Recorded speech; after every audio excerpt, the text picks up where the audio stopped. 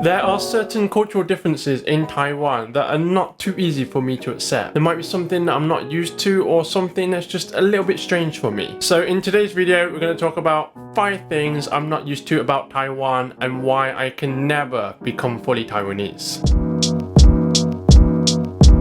So in Taiwan and in a lot of Asia, we like to call people who are not blood related by family names. We call a lot of the strangers Ai and Shushu. And you know, that's okay, I get it, I'm kind of used to it now. But on that note, it is kind of weird when a kid calls me Shushu. I just feel like I'm so old.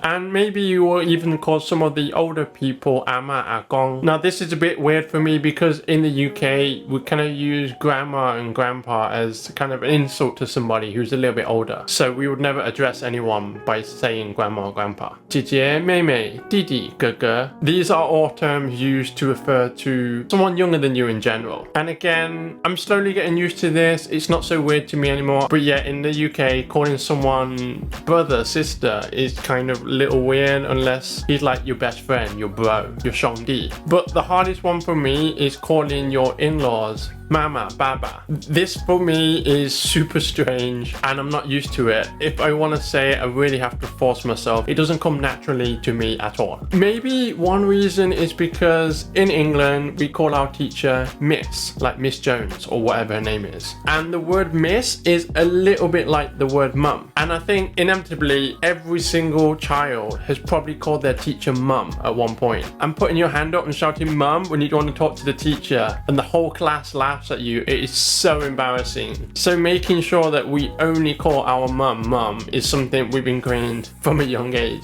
So it could be related, I'm not sure. And on that note, I've also noticed that couples don't call each other 宝贝, baby, babe in front of other people in public. Only in private will they use these little pet names like this. For example, in front of her family and her friends, my wife will always use my first name. She'll say James or日鴻. And to me, it's like, why aren't you calling me babe?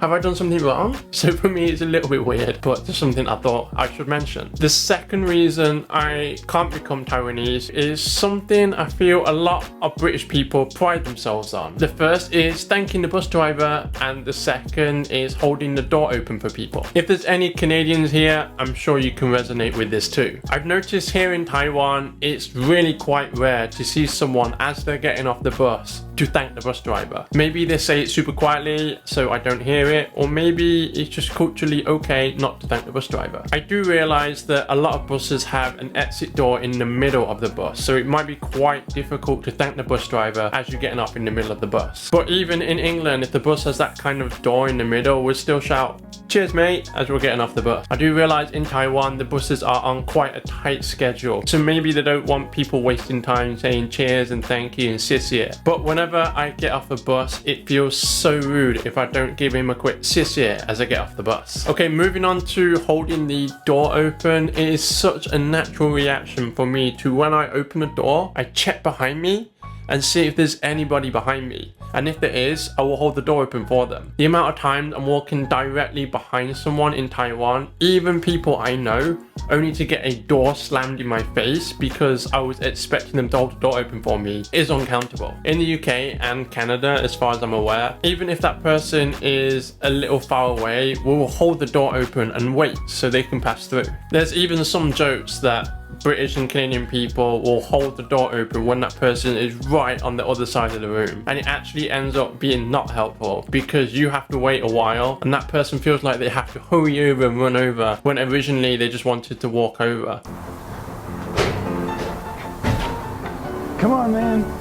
Yeah, man, come on, get in there. So sometimes it can go a little bit too far, but I hope you can understand from this how important it is to us. So for the third point, I want to first mention that actually the British and the Taiwanese are quite alike when it comes to personal space and touching other people. We don't kiss each other on the cheek as a greeting like the French or the Italian do, and we don't like to hug as much as the Americans either. However, there are some things where the English and the Taiwanese are completely different. Taiwanese people have this habit of hitting or like nudging people. If a few people are talking about someone who they're sitting next to, they will hit that person as they're talking about them. If you do this in England, it's like, why are you hitting me? Why can't you just talk about me without actually touching me? It's weird. It especially catches me off guard when I'm not even involved in the conversation. It's like you're trying to get my attention. You want me to say something or add something to the conversation. But no, it's just,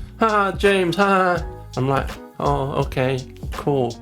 Another note, it's super common to see kids with a lot of like physical contact. Before, when I was teaching English at the Bushiban, it was really common to see two boys maybe holding hands or touching each other's shoulders or having an arm around each other. As far as I'm aware, that's just the way that good friends act, and it's nothing to do with love or anything like that. But yeah, you definitely wouldn't see anything like that in the UK. The fourth one is having these super bright lights all the way until the evening until you sleep.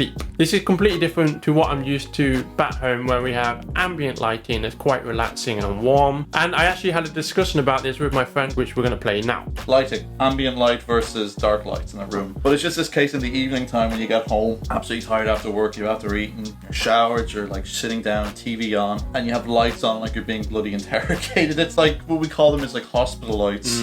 I can't sit down and I can't relax. I don't get a good night's sleep, and it's been like that for a while. So now we have a rule that's that before 10 p.m. the lights are on. I'm not talking like little lights like this or this. I'm talking like the full lights in the whole room. Floodlights. Floodlights. It's like I'm in a hospital. But then after 10 o'clock, I'm allowed to put them down. And I think it's also kind of a cultural thing. So people with nearsightedness as well. When we went to Ireland, the rooms are like just pure dark with a lamp on in the corner with the TV with a fire on. That's, for me, is very comfortable, especially in winter. It feels safe, doesn't it? If I'm in the evening with bright lights on, I feel like I'm in like I'm in a shop, or I'm not winding down. Yeah, I think that's probably going to be a point of contention for the rest of my life here. Number 5 is because of tofu, stinky tofu.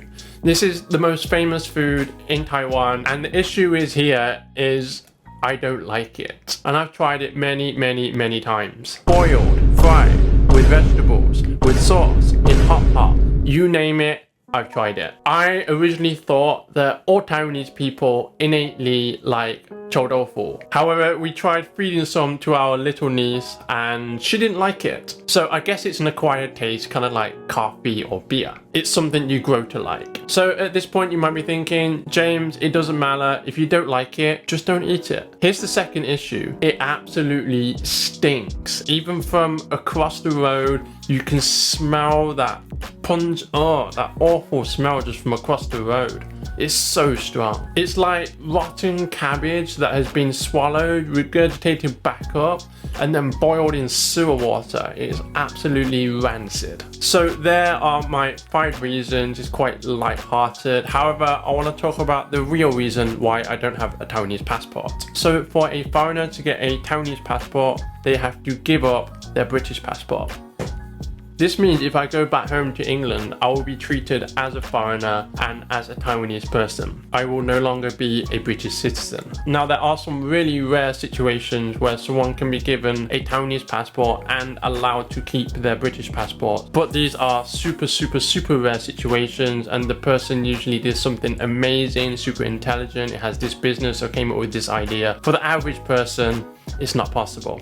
By contrast, Taiwanese people can become a British citizen and hold both passports. They can be Taiwanese when they go back to Taiwan, and they can be British when they go to England. They have the best of both worlds, and they can use whichever passport they want, which is the most convenient at the time for whatever country they're going to. And actually, a lot of countries allow dual citizenship and 2 passports. So you might be thinking, James, why do you want a Taiwanese passport? So there's a lot of things in Taiwan we can't do, or we have limited access to, due to the fact we're foreigner. I'm going to quote this guy Nick, who commented on one of my previous videos, and here's what he said. Unless I give up my British passport and get a Taiwanese passport, I will never be able to own any property. Getting a credit card isn't easy. All banks will refuse a loan of any amount. A mobile phone contract requires a £60 deposit, and this doesn't apply to Taiwanese people. We also can't vote in any elections, and we also can't vote in any new laws that want to get passed. So even if I live and work here for 50 years and be married to a Taiwanese person, even if I have kids here and I speak fluent Mandarin, it's likely that I'll never ever be able to have a Taiwanese passport.